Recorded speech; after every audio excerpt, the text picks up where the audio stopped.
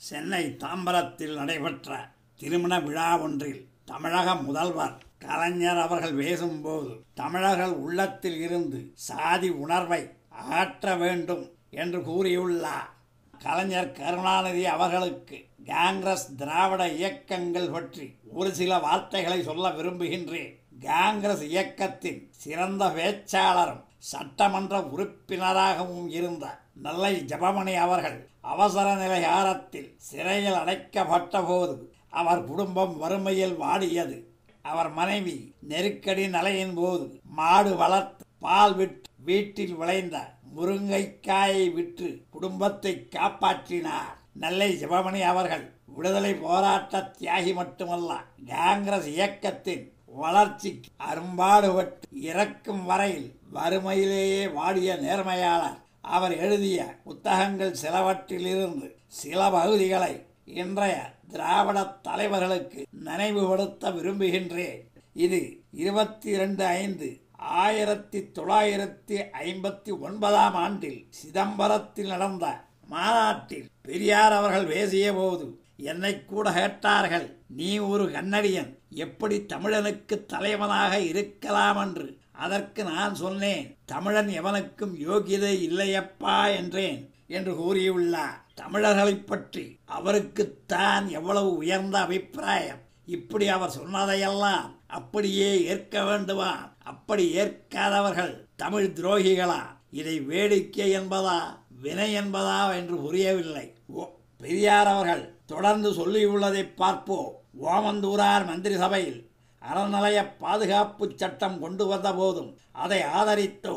காங்கிரஸ்காரர்கள் போட்ட கூட்டத்தில் நாங்கள் பேசினோம், எங்கள் கூட்டத்தில் காங்கிரஸ்காரர்கள் பேசினார்கள். உடனே இந்த ராமசாமி கருப்பு சட்டை போட்ட ராமசாமி என்று கூறினார்கள். பிறகு நடந்த தேர்தலில் கம்யூனிஸ்டுகளை ஆதரித்தோ.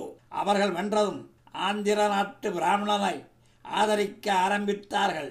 நான் தைரியமாக எழுதினேன், பிரகாசம் வருவதை விட ஆச்சாரியார் வருவது மேலென்று எழுதினேன். ஆச்சாரியாருக்கு என்னுடைய ஆதரவு முழுமையாக கிடைக்கும் என்று எழுதினேன். மற்றவர்கள் திட்டும் போது கூட நான் அவரைத்தான் ஆதரித்தேன்.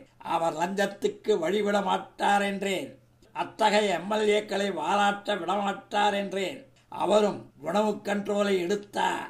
அதனால் எது இல்லை என்றாலும் நாட்டிலே பொது ஒழுக்கக்கேடு வருவது நிறுத்தப்பட வசதியாயிற்று என்று புகழ்ந்தேன். தஞ்சை வண்ணையார் பாதுகாப்பு சட்டம் செய்தார், நெசவாளர்களுக்கு நன்மை செய்தார். அதை பார்த்த ஜீவானந்தமும் ராமமூர்த்தியும் இந்த நாட்டை ராஜகோபாலாச்சாரியார் ஆளவில்லை, ஈரோட்டார் ஆள்கிறார் என்றார்கள். இதற்கு நான் ஆச்சாரியாரை ஆதரிப்பதில் என்ன தப்பு என்று சொல்லிவிட்டு போய்கொண்டே இருந்தேன். காமராஜரை மட்டும் கடைசி வரைக்கும் ஆதரிக்கப் போகிறேன். அது என்னவாக முடியும்? ஆச்சாரியாரை ஆதரித்த நானே ஆச்சாரியார் ஒழிய வேண்டும் என்றதோடு நிற்காமல் ஆச்சாரியார் ஜாதியையே ஒழிக்க வேண்டும் என்றல்லவா சொல்லிவிட்டேன். இன்று காங்கிரஸ் கட்சிக்காக வாதாடும் கருணாநிதி அவர்கள் 1958 வருடம் ஜனவரி மாதம் 6ஆம் தேதி உலக விஞ்ஞானிகள் மாநாடு சென்னையில் நடந்ததை மறந்திருக்க மாட்டார். துவக்க உரை நிகழ்த்த அப்போதைய பிரதமரான நேரு சென்னைக்கு வந்தார். திமுகவினர் கருப்பு கொடி காட்ட அனுமதி கேட்டார்கள். ஜனநாயக முறைப்படி அதற்கென்று ஓரிடம் ஒதுக்கி கொடுக்கப்பட்டது. நேருஜி அவர்கள் வந்தபோது அந்த இடத்தில் மட்டும் அவர்கள் கருப்பு கொடி காட்டவில்லை. வழிநடுக கருப்பு கொடி காட்டியதோடு தங்கள் நாகரீக சின்னமான செருப்புக்களையும் நேருஜியின் மேல் வீசினார்கள். செருப்பு வீசியதற்கு வருத்தம் தெரிவிக்காமல் வீராப்பும் பேசினார்கள். இதுதான் திராவிட இயக்கத்தினர் காங்கிரசின் தந்தையான நேருஜி அவர்களுக்கு காட்டிய மரியாதை. இவர்களெல்லாம் இன்று காங்கிரசை வாயார போழ்கிறார்கள். காலத்தின் கோலம் இது. திமுக கழகம் ஆட்சிக்கு வந்தபின் 1971 ஆண்டு நடந்த பொதுத் தேர்தலில் தமிழ்நாட்டை பொறுத்தவரை காமராஜும் ராஜாஜியும் இணைந்து நின்று செயல்பட்டார்கள். தமிழ்நாட்டு மக்களுக்கு ராஜாஜி அறைகூவல் விட்டார். காமராஜ் தலைமையை ஏற்று ஒன்றுபட்டு செயல்படுங்கள், சுதந்திரமும் ஜனநாயகமும் பாதுகாக்கப்பட வேண்டும் என்று ராஜாஜி அவர்கள் கூறினார். தமிழ்நாட்டின் நிலை எப்படி இருக்க டெல்லியில் உள்ள இந்திரா அரசு எப்படி செயல்பட்டது? நாடெங்கும் பரவலாக சட்டம் ஒழுங்கு நிலைகுலைந்து தடியெடுத்தவனெல்லாம் தண்டல்காரன் என்பதைப் போல் அலங்கோலமாக ஆட்சி நடந்தது. அந்த தேர்தலுக்கு பிறகு பார்லிமெண்டில் இந்திரா அம்மையாருக்கு துணையாக கழகம் தன்னுடைய 25 பாராளுமன்ற உறுப்பினர்களை தந்து உதவியது. அதாவது தமிழர் என்று உருகுபவர்கள் துரோகத்திற்கு துணை போனார்கள். அந்த தேர்தலில் இந்திரா காந்தியின் பயமெல்லாம் காமராஜை பற்றித்தான் இருந்தது. காரணம், நாடு ஊராவும் அறியப்பட்ட தலைவர் காமராஜ். வடக்கே உள்ளவர்கள் மிகவும் அன்பாக காலா காந்தி என்று காமராஜை அழைத்தார்கள். காமராஜ் என்ற மக்கள் தொண்டருக்கு வடக்கிலும் தெற்கிலும் நல்ல மதிப்பு இருந்தது. நேருஜி அவர்களுக்கு பிறகு எல்லோரும் ஏற்ற ஒரே தலைவர் காமராஜ் ஒருவர்தான். பிரதமரை தேர்ந்தெடுக்கக்கூடிய பெரும் பொறுப்பை வகிக்கக்கூடிய அளவுக்கு காமராஜ் தேசிய முக்கியத்துவம் பெற்றுவிட்டார். இந்த நிலையை இந்திரா காந்தியால் தாங்க முடியவில்லை. தமிழ்நாட்டில் காமராஜை தோற்கடித்து விட வேண்டும், மீண்டும் அவரை தலைதூக்க விடாமல் அவரை தரைமட்டமாக்க வேண்டும். இதன் மூலமாக அகில இந்தியாவிலும் அவரது புகழை சாய்க்க வேண்டும் என்று திட்டமிட்டார் திருமதி இந்திரா காந்தி அவர்கள். ஒரு நாள் இரவு தனி விமானத்தில் சென்னைக்கு வந்து கழகக்காரர்களை சந்தித்து, காமராஜ் முதல்வராக வரக்கூடாது, அதற்கு என்ன செய்ய வேண்டுமோ செய்யுங்கள், மையோ மாயமோ பொய்யோ பித்தலாட்டமோ ஏதாவது செய்து அவரை தோற்கடியுங்கள் என்றார். பணத்தை பாதாளம் வரையும் பாயவிட்டாவது ஸ்தாபன காங்கிரசையும் காமராஜையும் வேரோடு மண்ணோடு தோண்டி எறிய வேண்டும், கழகக்காரர்களை தமிழ்நாட்டை ஆள வேண்டும் என்று இந்திரா முடிவு செய்தார். எனக்கு பாராளுமன்றத்தில் மட்டும் நீங்கள் உதவி செய்தால் போதும், காமராஜ் என்ற பெயரை கேட்கவே அருவருப்பாக உள்ளது என்று கூறி அவர்கள் முன்னால் வெட்டி வெட்டியாக பணத்தை கொட்டினார். இதை இந்த நாடே அறியும்.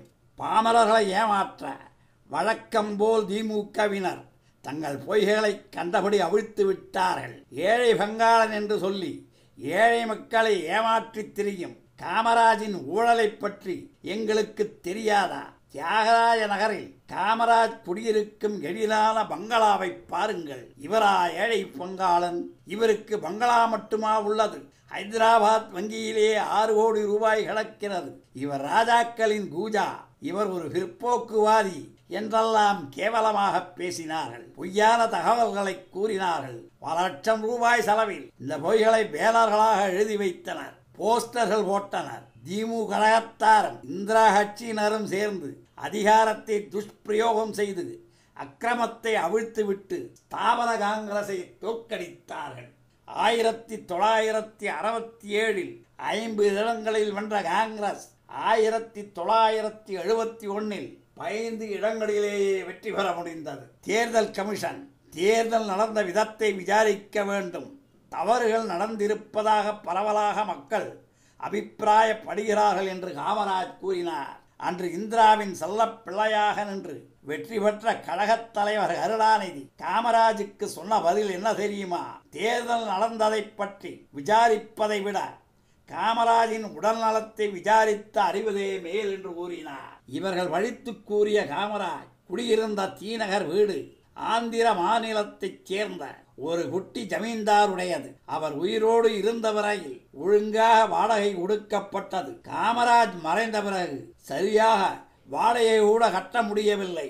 காமராஜ் அவர்களின் தீநகர் வீடு வாடகை வீடு என்பதை பிறகுதான் மக்கள் புரிந்து கொண்டார்கள். காமராஜை உண்மையான காங்கிரஸ் தொண்டர்கள் என்றுமே மறக்க மாட்டார்கள் என்று கலைஞர் அவர்களுக்கு நான் தெரிவித்துக் கொள்ள விரும்புகின்றேன். 1926 நடந்த தேர்தலில் சுயராஜ்ய கட்சி வென்றது. டாக்டர் பி சுப்பராயன் முதல்வரானார். முதல்வராக வந்தவர்களில் முதல் தமிழர் டாக்டர் சுப்பராயன் அவர்கள்தான். ஓமந்தூர் ராமசாமி ரெட்டியார் சுதந்திர இந்தியாவின் முதலமைச்சராக தமிழ்நாட்டில் பதவி வகித்தாலும் முதல் தமிழராக பதவி வகித்த டாக்டர் சுப்பராயன் அவர்கள்தான் முதலமைச்சர். புதிய சட்டமன்ற வளாகத்திற்கு டாக்டர் சுப்பராயன் அவர்கள் பெயரை வைத்தார். ஜாதி உணர்வு மறையாதா?